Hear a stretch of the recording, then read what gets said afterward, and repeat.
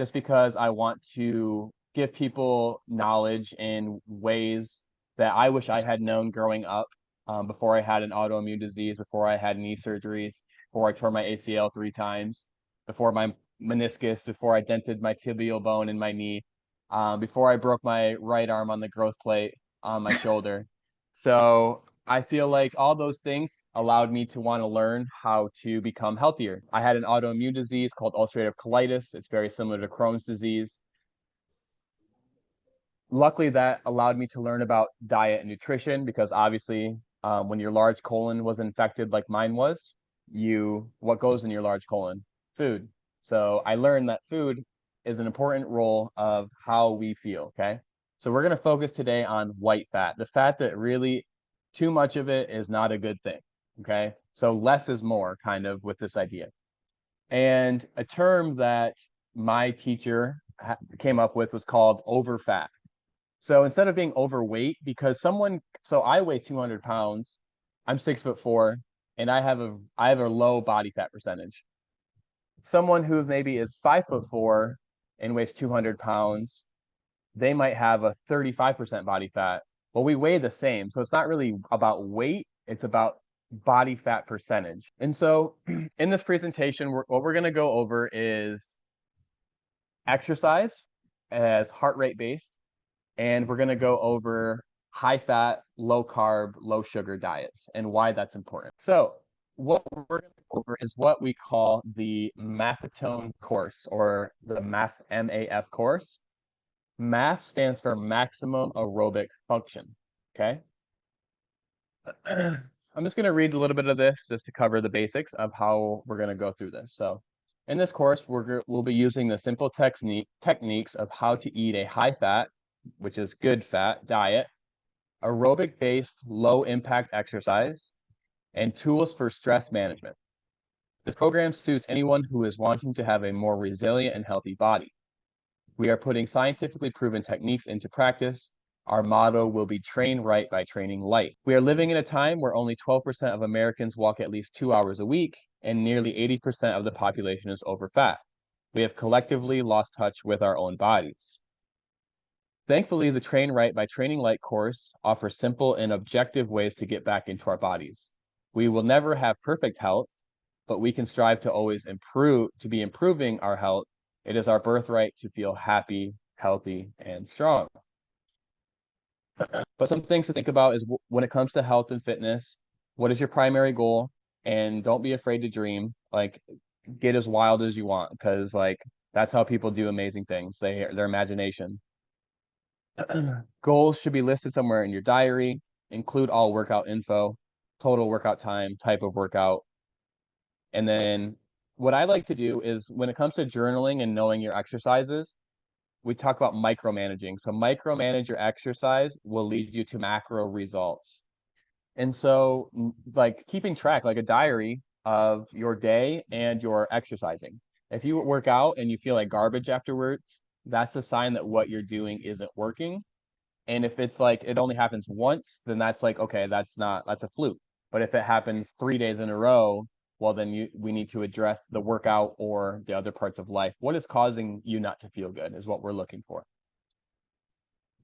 So what we're going to talk about is an aerobic base. Okay. So our body has two systems. It has our aerobic system and our anaerobic system. They run on two different forms of energy. Okay. So aerobic system runs on fat. The anaerobic system runs on glucose, which are glycogens or carbs and sugar. So I like to think about it as fat or carbs and sugar, okay? And fat and carbs and sugar are what make up our calories, okay? So here's your 100% calories that you take in. 80% of your calories are fat and 20% are carbs and sugar, okay? So the reason why this is because we use these systems at different times. So when you do something really hard, whether it's swim as fast as you can, bike as fast as you can, run as fast as you can, do as many push-ups as you can real quick, there's a reason why you can't do those things very long. The reason that is because that is your glycogens or your carbs or sugar being used as fuel. There's a reason why we can't sprint very far, but we can walk really far. or we can swim really far. Humans' cardio aerobic base is exponential compared to most other creatures, even things like a cheetah. A cheetah can run 60 miles an hour. That is insane, but it can't run very long. Humans have capacity to be able to move their bodies for long distances, and that includes swimming. People can swim for miles upon miles, and we are very unique creatures that have really strong aerobic bases. And so, when you think about it, if your body is storing fat, that means that it's not burning fat. And if your body isn't storing fat, that means it is then burning fat. So we want fat. Fat is fuel. Fat is the actually the most vital fuel for our aerobic energy, which is our life. So 10 benefits of an aerobic base. Aerobic muscles are more resistant to injury. Joint support comes from aerobic muscle fibers. Persons with better aerobic development are less likely to become dehydrated. Fat burning takes place in the aerobic muscle fibers. The more they are developed, the more fat you can burn. Aerobic muscles provide endurance not only for exercise, but for all physical activity and mental activity. Even in a marathon, 99% of one's energy comes from the aerobic system. Aerobic speed, the ability to work harder and faster with the same or less energy, can be developed only when one has a high level of aerobic function. Increased aerobic function improves circulation and the function of the whole cardiovascular system. The increased blood circulation in the aerobic muscles helps the nearby anaerobic fibers work better when sprint or added power is needed. And so the aerobic base is what carries us. Well, what our aerobic base is our heart, our cardiovascular system, our lungs, our diaphragms, and all of that is connected to our organs. And so when these parts of our body are really healthy, you're obviously going to be able to be a healthier person. And so we live at a time where heart disease is the number one killer of the United States. It's like the number one thing. It kills more people than anything else per year, like 600,000 or 700,000 people. Which, if you think about that per day, that's like 20,000 people a day today have died from heart disease. And there's a way to strengthen this area of our body. It's through our aerobic system, our cardiovascular system. And it doesn't have to be high intensity working out. It can be swimming, it can be walking, it can be biking, it can be low impact activities that you can do with your body. So, okay, what we're going to go over is the 180 formula. Okay. So, with these exercises of walking, jogging, running, biking, swimming, and body weight mobility exercises, we want to focus on exercises because they will all improve our aerobic system when done in our aerobic zone. So there's a point with your heart rate that once you get over 100 and for me 150 because it's 180 minus and I'm 30, okay? So 180 minus 30 is 150. So when my heart rate gets over 150 beats per minute, then what happens is my body switch from burning fat to burning glycogens or carbs and sugar. And again, when you burn carbs and sugar, you cannot last as long. And again, when you can burn fat, you can go for much longer. So exceeding your formula puts us into an anaerobic workout. Anaerobic exercises uses sugars and carbs or glycogens for fuel, and we want to burn fat. If you want to, first of all, lose weight, you have to burn fat. But the idea is fat is fuel. So even if you don't want to lose fat, you want to use fat as fuel and have your body work for you, have these good fats work for you. So the way to do that is to actually get a heart rate monitor. So I use a watch. I use a Garmin watch. It's very simple. And what I do is on my walks, hikes, bikes, swims, I keep my heart rate zone under 150 because that's my zone. And so you can apply that to your life and knowing that that means walking is a fat burning exercise. That means that a light swim or just even moving in a pool is an aerobic exercise. There's so many ways to get aerobic exercises, and it's just essentially by doing things beyond sitting. Okay. And with the sugar and carbs being 20%, you have to keep refilling those because the fat being such a huge part of the caloric intake, it burns much slower.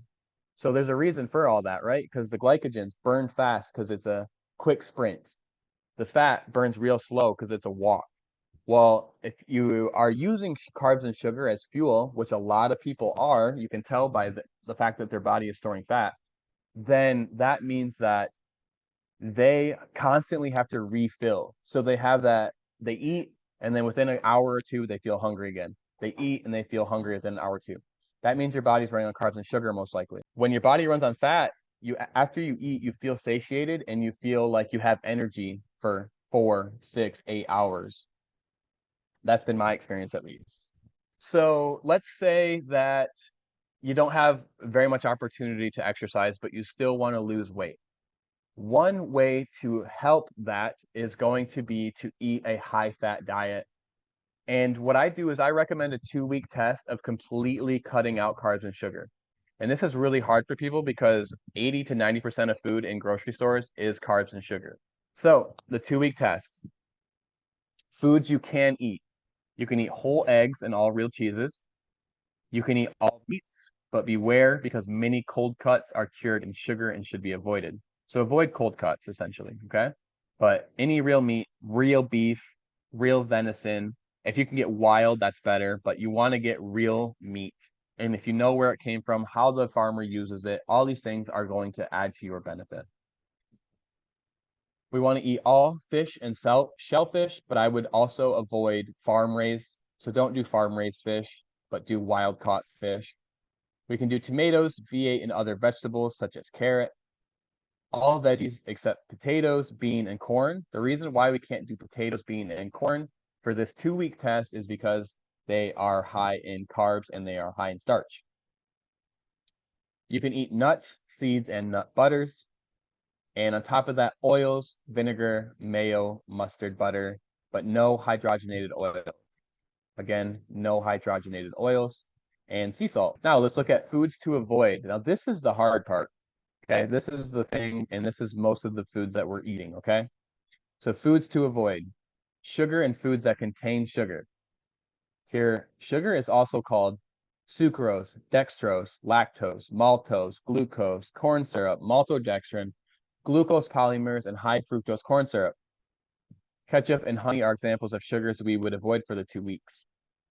So if you look in your cabinet and you have any like mac and cheese, you have chips, if you have anything basically that you can store food wise, check the labels and see if it has any of these things: sucrose, dextrose, lactose, maltose, glucose, corn syrup, maltodextrin, glucose polymers, and high fructose corn syrup. Those we would want to cut out for the 2 week period. And you'd honestly want to cut them out going forward because those are not naturally what your body wants. The next part is all hydrogenated vegetable or partially hydrogenated oils and fats and fried foods. So vegetable oils, hydrogenated oils are a no-go. Fried foods are a no-go, okay? Palm oil and palm kernel oil, another oil that's not good for us. Don't use it. If you do use it, get rid of it. Replace it with coconut oil, replace it with butter. You can use tallow. You can use olive oil. Another big one to avoid: white flour. It's in everything: breads, rolls, pasta, pancakes, cereal, muffin, and rice cakes. This is what and most people's breakfast look like right here. And this is why the health epidemic is happening, because this is what we're eating, and these things are shown to be extremely bad for our health and are really high in carbs and sugar. You notice when you eat these types of things, you're hungry after you eat them. You can eat like a whole huge bowl of pasta, and like in 2 hours, you're like, I'm still hungry, but you know you're full. But you're really not because you're not full nutritionally. If you want to know my opinion on sports drinks, don't drink them. They're full of sugar. They're full of food coloring, food dyes. If you're new to all this and this is all seeming like overwhelming, like, wow, I can't eat anything, I get it. I used to drink these. I used to drink Gatorades during when I played sports. But you look at the labels, they're really bad for you and they are not good for our health. And the best things to drink are water.